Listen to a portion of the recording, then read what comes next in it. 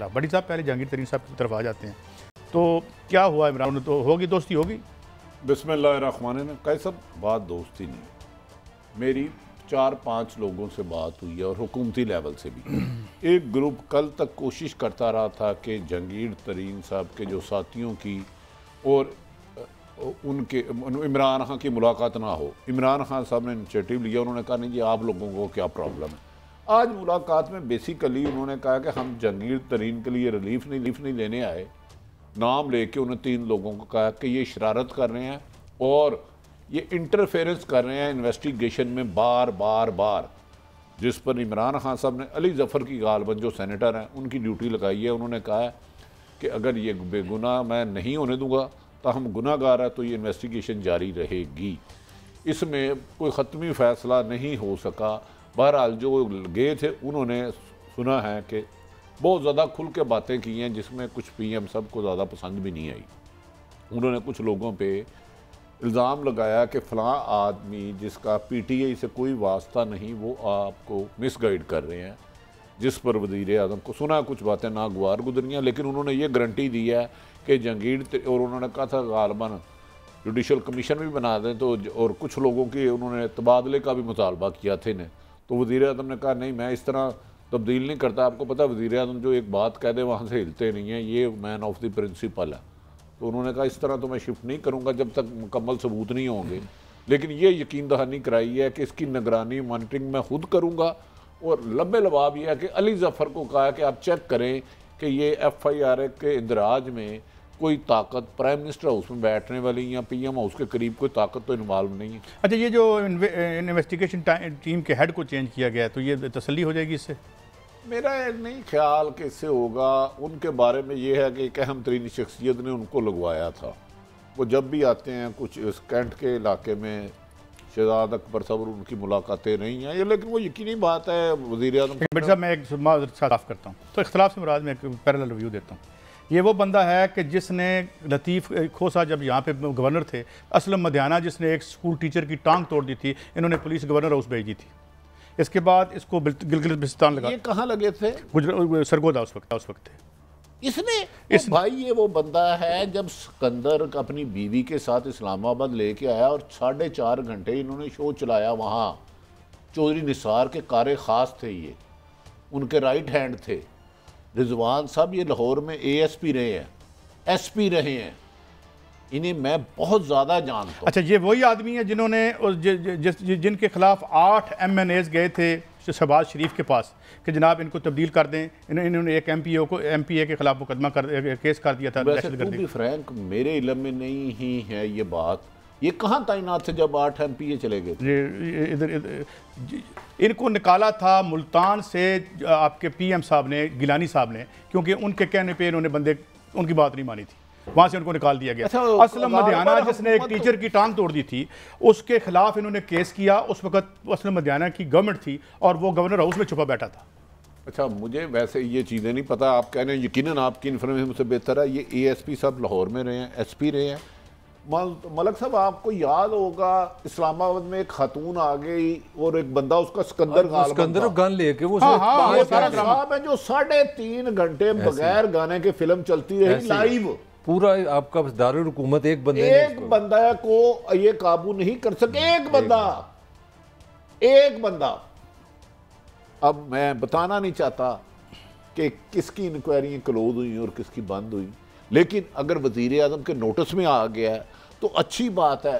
किसी को भी NRO नहीं मिलना चाहिए, जहांगीर तरीन हो या आरफ हमीद भट्टी हो, लेकिन अगर शहबाज शरीफ के खिलाफ इंक्वायरी हो सकती है। शहबाज शरीफ ने 2 दफ़ा इनकी प्रमोशन रोकी है।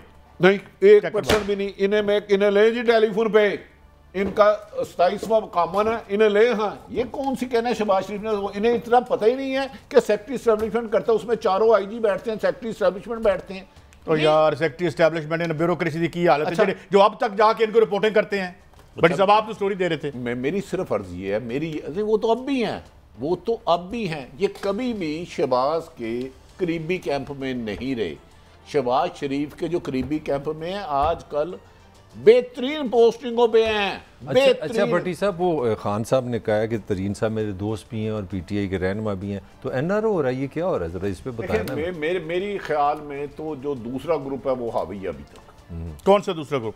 जो जंगीर तरीन का मुखालिफ ग्रुप है, जो हुकूमती लेवल से खबरें फीड की गई हैं।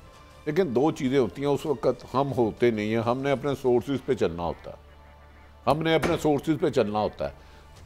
लेकिन वज़ीर आज़म पाकिस्तान की एक अच्छी बात है, अगर कोई कसूरवार है तो मैं उससे कोई रियायत नहीं करूँगा, ये मेरी पक्की इंफॉर्मेशन नहीं। मुझे ये बताएं कि अगर खुदा बख्श अबू बकर को लगा दी जाता है इनको हटा के, तो फिर मामला किधर जाएंगे? देखें, अगर 10 रिजवान आए ना, बल्कि 100, तो एक अबू बकर बनता।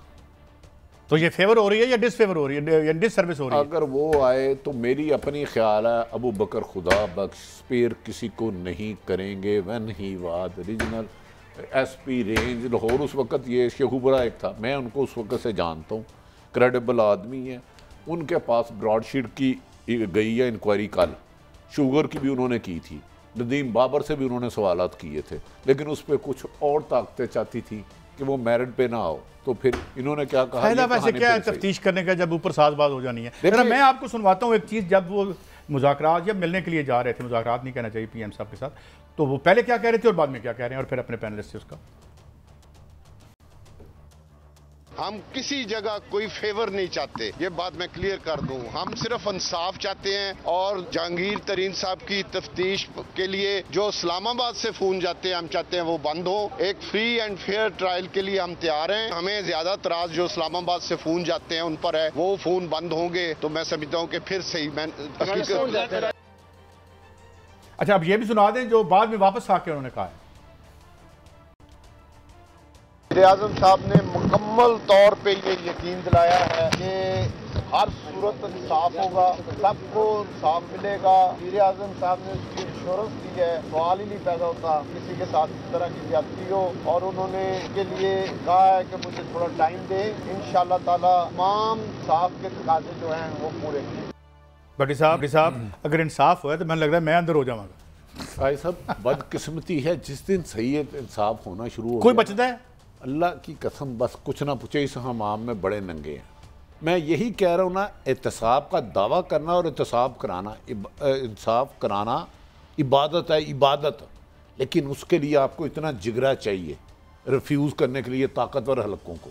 इंसाफ करना कोई छोटी सी एक बात बता दूं, इसीलिए हम अल्लाह से हमेशा रहम मांगते हैं। मलिक साहब, छोटी सी बात, एक बहुत बड़े मुलजम, जब मुलजम नहीं है, मैं उन्हें एक नैब में मिलने गया, तो जब उन्होंने मुझे कुछ ताना दिया कि आप, तो मैंने कहा जी अल्लाह ताला आपसे इंसाफ करे, तो एकदम उन्हें झटका लगा कि तेरे इंसाफ ही ना हो जाए। मेरे पास कैमरा नहीं था, मैं उनकी वो बना लेता। ये बात सच है। आज एक सुप्रीम कोर्ट में भी, लाहौर हाई कोर्ट में थी हियरिंग थी एक किसी केस की, वो मेरा ख्याल है वो तो शायद उन्होंने कंटेम्प्ट चीफ सेक्रेटरी पे ना लगा दी हो।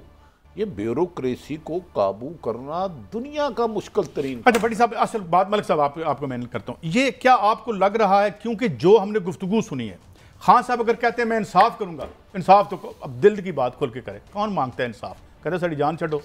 काजी साहब, मुझे तो पहले ये नहीं समझ आती कि हम दौरे जंगीर में रह रहे हैं कि मॉडर्न लाइफ में रह रहे हैं। मॉडर्न लाइफ में वज़ीर आज़म का क्या काम है इंसाफ करे? वज़ीर आज़म का काम है कि मेरे इदारे हैं, वो इन्वेस्टिगेशन करते हैं, अब अदालत में जाए, आप वहाँ से इंसाफ। वो कह रहे हैं कि हम आपको विक्टिमाइज नहीं करेंगे। नहीं, वो तो इंसाफ गवर्नमेंट तो कर सकती है ना। मुझे वो राजा रियाज साहब ने फरमाया कि वज़ीर आज़म ने कहा आपसे इंसाफ होगा। मेरा असल सवाल है कि अगर आपने एक बंदा जो MNA भी नहीं है, जिसको सुप्रीम कोर्ट ने नाहल किया हुआ है आपकी पार्टी का, आपने उसके लोगों से मिल लिया, इसका मतलब है NRO आपने दे दिया।